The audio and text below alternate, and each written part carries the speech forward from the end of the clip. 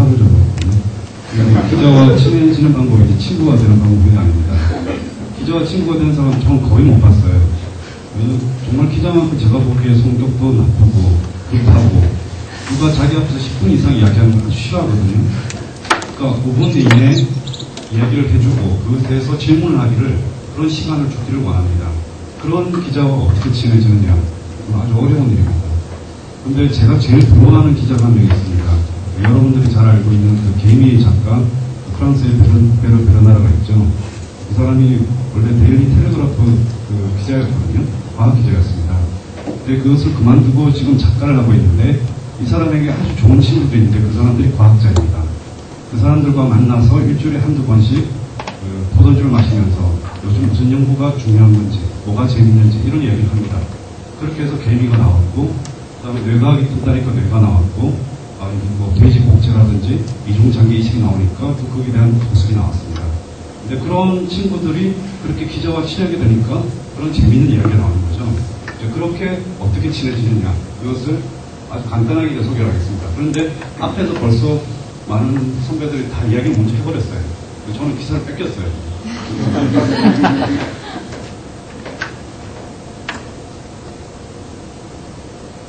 좀 간단하게 이야기하겠습니다. 기자에 대한 편견이 두 가지인데요. 정반대의 편견입니다. 하나는 기자는 과학에 능통하다는 편견을 갖고 있는데요. 특히 이제 과학 기자라고 하면 그런 생각을 많이 갖습니다. 아까 선배님도 말씀하셨지만 저는 절대 제 전공을 밝히지 않거든요. 만약에 밝히기 시작하면 그때부터 갑자기 날아갑니다. 저는 지금 대장균이 왜 이렇게 모입니까? 이런 거 물어보려고 했는데 전공을 뭐 하셨어요? 실수로 미생물학이라고 하면 최근에 그 중요한 유전자가 있지 않습니까? 그것을 밝힌 것이고 이것이 테스트웨이고 어떻게 막 이렇게 나옵니다. 그리고 책을 딱 한 권 주죠. 그러면 전혀 대화가 안 됩니다. 그 점에서는 우리가 그런 착각을 버려야 될 것은 기자는 완전히 일반 국민의 편입니다. 그것도 우리나라의 특수성이라고 하지만 신문에서는 그 독자가 중학교 3학년까지 내려갑니다. 그런 편견을 버려야 되고요. 또 반대로 하면 기자는 과학에 무지하다는 편견을 가지고 있습니다. 그렇기 때문에 이건 모를 거니까 그냥 뭐 재밌는 이야기 혹은 단순하게 이거야. 뭐 간단히 말해서 신약을 개발하면 이게 뭐 돈을 많이 벌고 암을 정복한다는 거지요. 이렇게 된다면 천편일률적인 기사밖에 나오지 않습니다. 도대체 암은 언제 정복이 되느냐. 이제까지 보면은 기사를 보면 수십 가지의 암 정복 물질이 발견됐거든요. 제가 한 해에도 한 10편 이상 그런 기사를 씁니다. 그러고 나서 저도 자괴감이 많이 빠지는데 그 연구자들이 저에게 한 말이 기자는 무지하니까 이걸 좀 의미가 뭘까 설명해 주십시오 하면 암치료 밖에 말을 하지 않는 거죠. 암치료에 있어서 예를 들어서 재밌는 말을 만들 수 있지 않겠어요? 암치료를 하려면은 도대체 우리가 무슨 도구가 하나 있어야 되는데 그 도구를 만들 수 있는 옥제를 찾았다든지 뭐 이런 재밌는 비유를 해주면은 정말 좋을 거라 생각합니다. 근데 무지하긴 한데요. 그런데 그래도 과학기자는 과학계에 대해서 더욱더 관심이 많습니다. 신문사 내에서 혹은 방송사 내에서 과학기자는 어쩌면은 과학계를 대변한다고 볼 수가 있습니다. 데스크들은 이게 무슨 재밌는 일이야. 뭐 요즘 사이언스 맨날 나오는데 이 사람이 뭐가 중요하겠냐 이러는데 그래도 이것은 중요하다고 옹호하는 사람이 과학기자입니다. 그런 사람을 친하게 지내고 그 가치를 인정해줘야 되겠죠. 기자가 싫어하는 연구자를 앞에서 좀 몇 번 나왔는데 제가 제일 싫어하는 얘기입니다. 연구실에 오면 이야기해 주겠다. 연구실이 서울대 만약에 연구실이라면 제가 광화문에 있고 서울대라면 정말 멀죠. 또 심지어 포항대에서 연구실 오라고 하면 아주 힘들거든요. 저희가 기자가 뭐 사람들이 착각하고 있는 게 자유롭게 사람 돌아다니면서 기자 먹거리를 수집하지 않겠냐는데 하나하나 일일이 알립니다. 끊임없이 전화가 오거든요. 제 후배 같은 경우는 한 번은 택시를 타고 가다가 선배한테 호출이 왔어요. 너 어디냐? 그러니까 기자실입니다. 그러니까 그 선배가 하는 말이 너 천국 내려봐 이랬어요. 택시 타고 가는데 소리에 울린 거죠. 그래서 바로 들켰어요. 그러니까 우리가 어디 있는지 혹은 왜 가야 되는지 알아야 되기 때문에 항상 이렇게 연구실에 오면 해주겠다는 것이 아니라 간단히 무슨 이야기 한다면 이거는 연구실에서 볼 수가 있는 거고 이거는 현장에서 볼 수 있고 이거는 말로 해줄 수 있다. 그런 걸 정확히 해줘야겠죠. 그 다음에 일반인에게 설명할 수 없는 주제다. 저는 단연코 그런 분야는 없다고 생각합니다. 여러분들이 지금 뭐 다양한 분야를 공부하고 계시고 그러겠지만은 그 신문이나 방송에 나오는 주제를 한번 보십시오.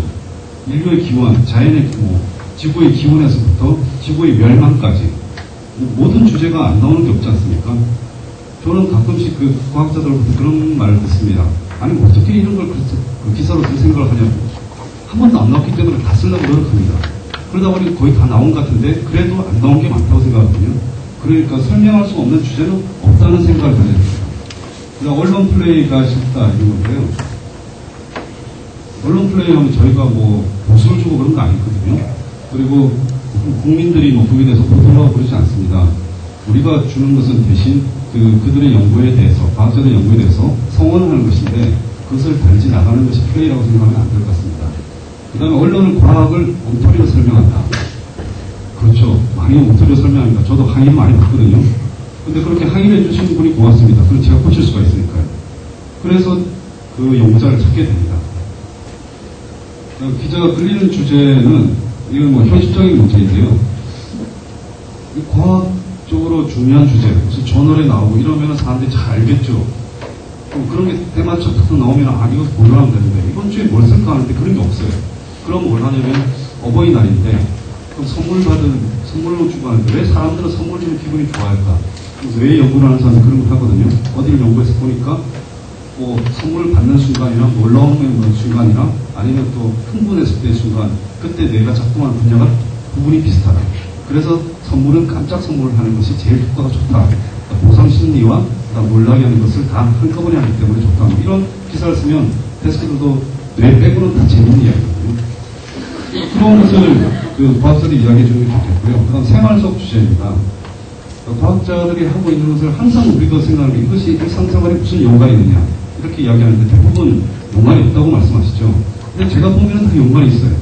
왜냐하면 지금 뭐 대상이 공대, 자연대, 농생민대인데 제게는 다 생활과 관련이 있거든요. 오히려 과학기자인 저에게는 미술과 음악이 생활하고 관련이 없다고 생각합니다. 그런데 그쪽에서 보면 또 아니죠.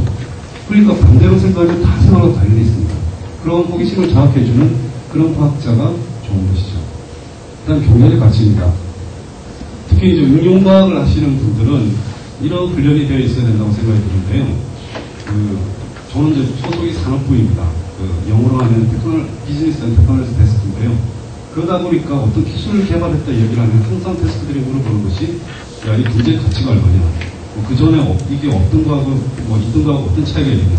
이런 말을 하는데 과학자분들은 그거야 뭐 제가 할 일이 아니죠. 개발한 뒤에 뭐 어떻게 돼야 되겠죠. 이러는데 그렇지만 어쨌거나 너프하게라도 이렇게 예상을 해주는 예측을 해줄 수 있는 그런 것들이 좋을 것 같습니다.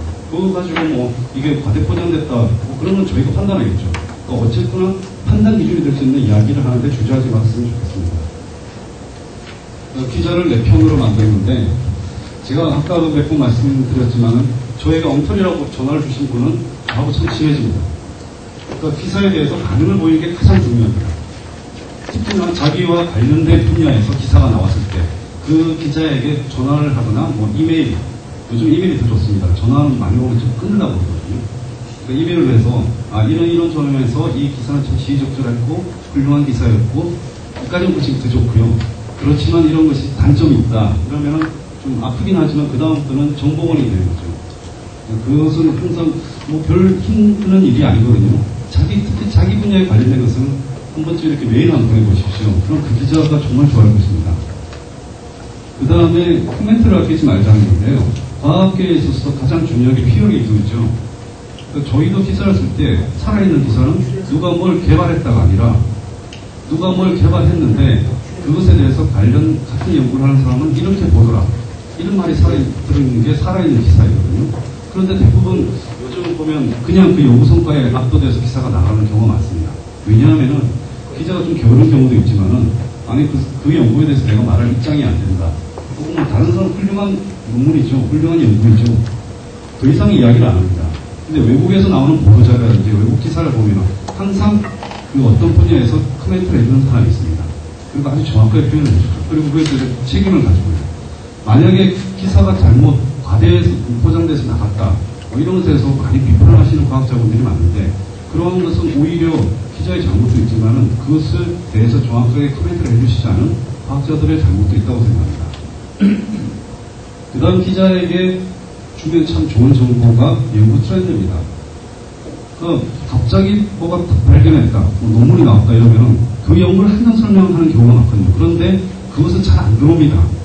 그런데 우리가 과학자들이 이런 걸 밝혀내려고 하는데 그 부분에서 내가 이걸 밝혀낸 것이고요. 그리고 또 다른 나라에서 미국에서는 이 팀이 이런 방향으로 했고 영국이 이런 방향을 하고 있습니다. 그 이야기를 하면 전체 그림이 그려지죠. 그렇게 된다면 한국, 미국, 영국 3개국 전쟁에서 한국 승리 이런 제목이 바로 나오지 않습니까? 그렇게 좀 드라마틱하게 할 수 있도록 그 전체 그림을 그려주는 것이 좋을 것 같습니다. 그 다음에 이제는 그 과학자들의 기사를 잘 쓸 수 있습니다. 과학자들이 글을 잘 쓰면 기자와 더 친해집니다. 가장 좋은 것이 과학 칼럼이거든요. 과학자들이 글을 많이 씁니다.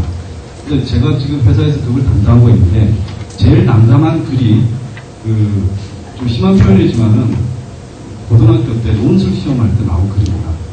자, 우리나라의 해양공학이 지금 우리가 조선공업이 조선산업이 세계 최고인데 그런데 해양공학에 대한 투자는 너무나 미약하다. 그래서 투자를 해야겠다. 결론이 그렇게 나거든요. 그러면 누구나 말할 수 있는 재미가 없습니다. 그런 것보다는 그러면 그 과학자가 이 세상을 어떻게 보는가. 우리 과학자로 하는 사람들, 일반인들 되게 이상한 사람을 보고 있거든요. 아인슈타인이나 이런 사람을 보고 있는데 최근에야 몇몇이 이런 사람도 사람이구나를 알게 됐습니다. 그러니까 그 과학의 눈으로 재미있는 사회 현상을 설명해주는 그런 시도도 참 좋을 거라 생각합니다. 저도 회사에서 한번 그런 설명을 한 적이 있었는데요. 강남에서 이렇게 무슨 학군이, 파학군이 그렇게 집중되는 것은 생명체로 본다면 우리나라가 아주 이상한 나라가 된 것이다. 왜냐하면 인간이 이렇게 짧은 시기에 유전자가 이렇게 고정이 되지 않는데 지금 한 지역에 모여있고 소수가 올라가면은 그런 근친 상관과 마찬가지로 해서 이것은 결국 유전자가 도태될 것이다. 이런 이야기를 막 했더니 되게 재밌다고 그래요. 근데 여러분들은 항상 그 동료들끼리 그런 이야기 하지 않습니까? 저는 물리학을 하는 친구들을 알고 있었는데 그 친구들은 기하다가 뭐가 떨어지고 이러면 저거 힘이 어떻게 들어간 걸까? 계산하기 시작합니다. 그런데 그걸 자기들끼리 아주 재밌어 하거든요. 그걸 좀 더 일반인들이 알게 하면은 좋은 글을 쓸 수 있을 거라 생각합니다. 그 다음에 모든 지금 발표하신 분 다 말씀하셨죠. 가족에게 내가 하는 연구를 설명하자는 거. 이거는 많은 기자들이 보람을 느끼는 하나의 주제입니다. 자기가 어떤 글을 썼을 때 그 연구자로부터 내 가족이 당신이 하는 연구를 이제야 알았다. 정말 훌륭한 연구를 하고 있구나 이런 건데 평소에 가족에게 그런 훈련을 하고 있으면은 기자들 만나면 더 쉽게 설명할 수 있을 겁니다. 그러니까 아내에게 이야기하다가 모르면은 운전 가르치기 힘들지 않습니까? 그런 거면 힘드니까 가장 좋은 것은 자기의 아들, 딸에게 설명해 주는 게 제일 좋을 것 같습니다. 그런 훈련을 하면 좋을 것 같습니다. 최근에 국내에서 학회가 제가 눈여겨본 두 학회가 있었는데요. 하나는 경주에 가족을 초청했습니다. 연구자들뿐만 아니라 가족을 모아서 그들에게 이제 아빠, 엄마가 하고 있는 연구를 설명하는 그런 기회를 가졌고요. 또 하나는 그 가족들을 데려와서 함께 좀 즐기는 이런 모임 학회도 있었는데요. 그렇게 자기가 가장 가까운 곳에서 자기 연구를 지지해 줄 수 있는 사람, 이런 사람들 자기 편으로 만든다면 결국 기자도 자기 편이 될 것이다. 이런 생각이 듭니다. 일단 제목을 이야기하자는 것인데요. 제가 아까 무슨 경쟁에서 어떻게 된다 이런 말씀을 드렸지 않습니까? 이런 요즘 언론에서 스타가 되고 있는 과학자들은 고민을 하지 않게 합니다. 기자가 제목을 만들어줍니다. 1막이 내려간다. 좀 고민한 주제인데요. 저는 1막이 올라간다고 처음에 보고를 했다가 바뀌었지만 하여튼 그런 제목을 말할 수 있는 사람이 대단한 사람이거든요.